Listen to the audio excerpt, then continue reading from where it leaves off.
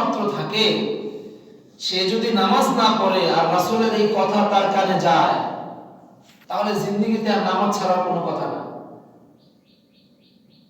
নামাজ জীবনে আর ছেড়ে দেওয়া তার জন্য সম্ভব না। রাসূল বলেছেন সে যেন কুফরি একটা কাজ করলো। সম্মানিত ভাইরা আমার, নামাজ আল্লাহ রাব্বুল আলামিন কেন ফরজ করেছেন? নামাজ যে আল্লাহ ফরজ করেছেন, কেন ফরজ করেছেন? এই প্রশ্নের জবাবটা জানতে হলে আমাদেরকে আরেকটা আয়াতের তরজমা জানতে হবে, যে আয়াতের তরজমা আমরা কম বেশি সবাই জানি। আল্লাহ তাআলা বলেন, ওয়া মা খালাকাতুল জিন্না ওয়াল ইনসা ইল্লা লিয়াবুদুন, আমি মানুষ এবং জিন এই দুই জাতিকে সৃষ্টি করেছি কিসের জন্য? জানেন আপনারা এই আয়াতের অর্থ কিসের জন্য? ইবাদতের জন্য। মানে আল্লাহ তাআলা আমাদেরকে সৃষ্টি করেছেন উদ্দেশ্য একমাত্র ইবাদতের জন্য, ইবাদত। তো এখন বলেন, যাকাত দেওয়ার মাধ্যমে ইবাদত আদায় হয় কিনা? জি জি। যাকাত এটা ইবাদত না? জি, যাকাত ইবাদত। হজ করা এটা ইবাদত না? জি। রোজা রাখা এটা ইবাদত না? জি। দান করা ইবাদত কিনা? ইবাদত। অনেক ইবাদত আছে, ভালো কথা বলা এটাও ইবাদত, ইবাদত।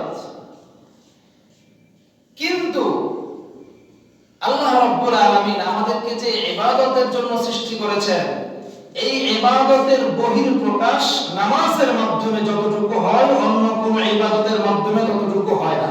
সুবহানাল্লাহ। ইবাদত মানে দাসত্ব করা, গোলামি করা। আর দাসত্ব এটা নামাজের মাধ্যমে যতটুকু আদায় হয়, যাকাতের মাধ্যমে অতটুকু প্রকাশ পায় না। যাকাত দিলে কি মনে হয়? নিজের মধ্যে একটু ভাব আসে কিনা, আমি যাকাত দিচ্ছি, একটা বড়ত্ব ভাব আসে। হজ করতে গেলে হাজী সাহেব একটা ভাব থাকে, ঠিক কিনা? ঠিক।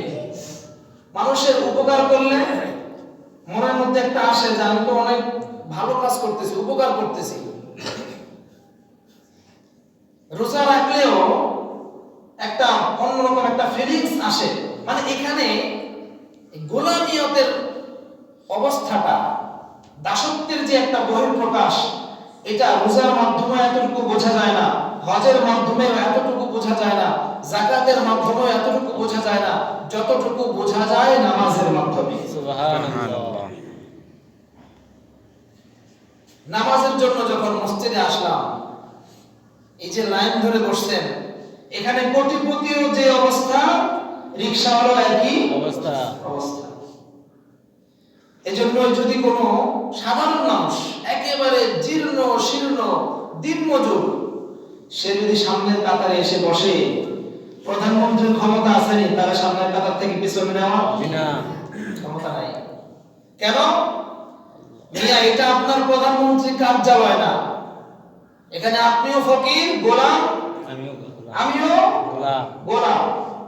এখানে যে ইমাম সেও গোলাম, যারা অনুসারী সেও গোলাম, যে নেতা সেও গোলাম, যে নেতার অনুসারী সেও গোলাম।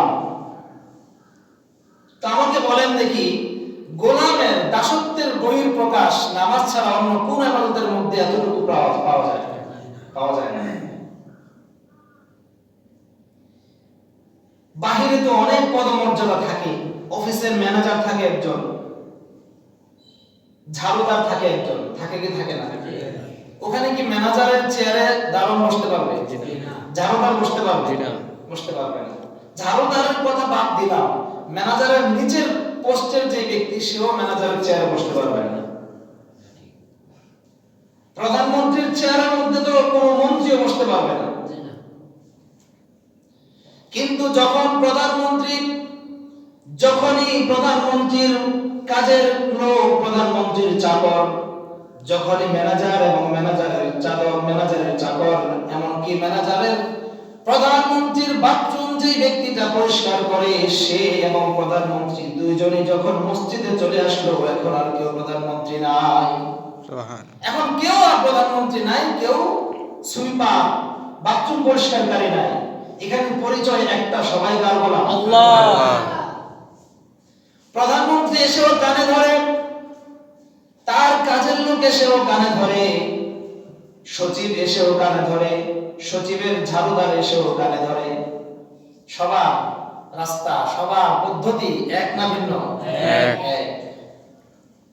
তার মানে বোঝা গেল কি, মিয়া তোমার প্রধানমন্ত্রিত্বটা মসজিদের বাইরে রেখে আসতে হবে, এখানে কোনো প্রধানমন্ত্রিত্ব চলবে না।